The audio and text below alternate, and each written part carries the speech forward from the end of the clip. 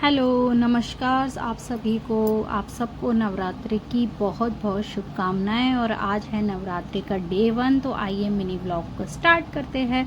तो सबसे पहले यहाँ पे बेटी का टिफ़िन पैक कर रही हूँ, जिसमें सब्जी, रोटी और साथ में एक बिस्किट का पैकेट है। और हेल्दी उसके लिए साथ में एक बनाना या कभी एप्पल या ऐसी चीज़ें दे देती हूँ उसको खाने के लिए। तो यहाँ उसका लंच हो चुका है पैक, क्योंकि इनको स्कूल भेज दो तो सारी रिस्पॉन्सिबिलिटी जो है वो ख़त्म हो जाती है। यहाँ बेटी के पापा मेरी हेल्प कर रहे थे उसके बाल बनाने में, तब तक वो अच्छे से उसके बालों में कंघी कर देते हैं। और उसके बाद मैंने दोनों को भेज दिया था और यहाँ पे मेरा डेली रूटीन अपना स्टार्ट होता है।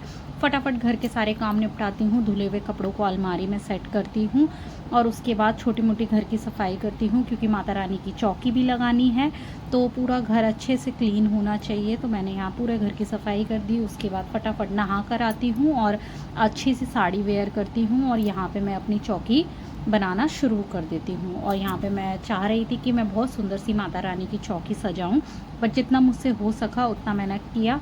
ये सारा सामान मैं पहले ही एक दिन पहले ही लेकर आ गई थी माता रानी की चौकी के लिए। तो यहाँ पे मैं अपनी तैयारी कर रही हूँ, तो देखते हैं किस तरीके से मैं अपनी पूरी की पूरी तैयारी करूँगी। तो बने रहिएगा लास्ट तक मेरे ब्लॉग में।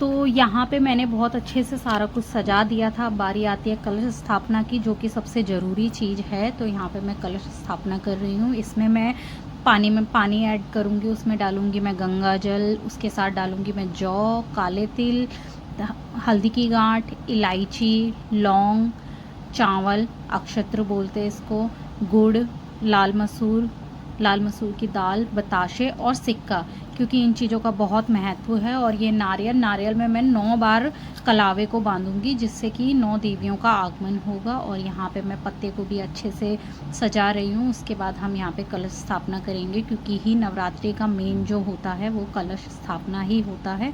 और उसके बाद मैं ज्वारे बोऊँगी, क्योंकि ये भी एक बहुत बढ़िया महत्वपूर्ण हिस्सा है ज्वारे, जो कि हरियाली और अपने घर में शांति वांति का प्रतीक है। तो यहाँ पे मैं अपने जौ बो रही हूँ। सबसे पहले हम स्वास्तिक बनाएंगे, उसके बाद मैंने एक रात पहले ही जौ भिगो दिए थे। आप लोग कैसे जमाते हैं वो आपके ऊपर है, बट मैं एक रात पहले ही जौ को भिगो देती हूँ, ताकि जितने भी ख़राब जौ होते हैं फूले हुए वो ऊपर आ जाते हैं पानी के, और नीचे नीचे अच्छे वाले जौ रह जाते हैं। और हमारे उधर हमेशा से दूध और पानी ही डाला जाता है जौ में। और ये है माता रानी के सारे श्रृंगार।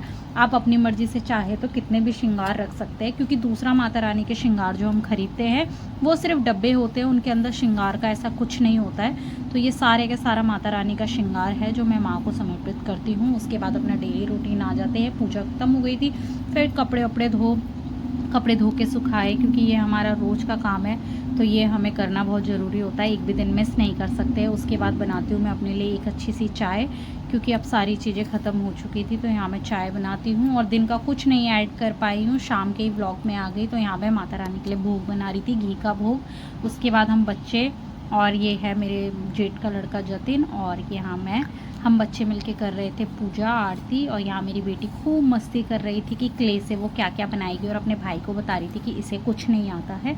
खूब मस्ती मजाक हो रहा था। तो यहाँ हम पूजा शुरू करेंगे। वो भी देख रहा था कि चाची कर क्या रही है, किस तरीके से चाची पूजा कर रही है। तो देखिए मैया रे नौ दिन नौ रात तेरी ज्योति जली रे, भवानी मैया रे।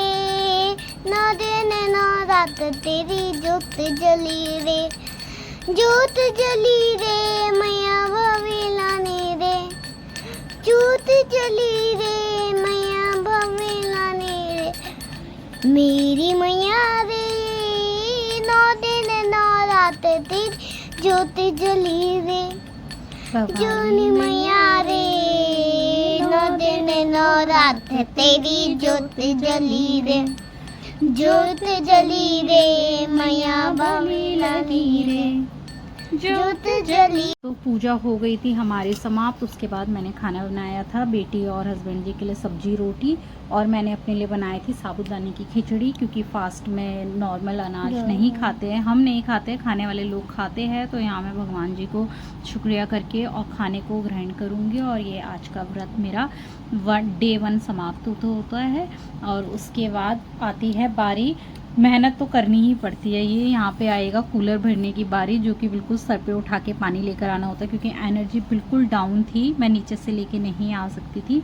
तो ये है बस आज की थोड़ी सी फ़ोटोज़ हैं, तो इसको शेयर करते हैं। और जय माता की जय, दुर्गा माता तेरी सदा ही जय, शैलपुत्री माता की जय। मिलते हैं नेक्स्ट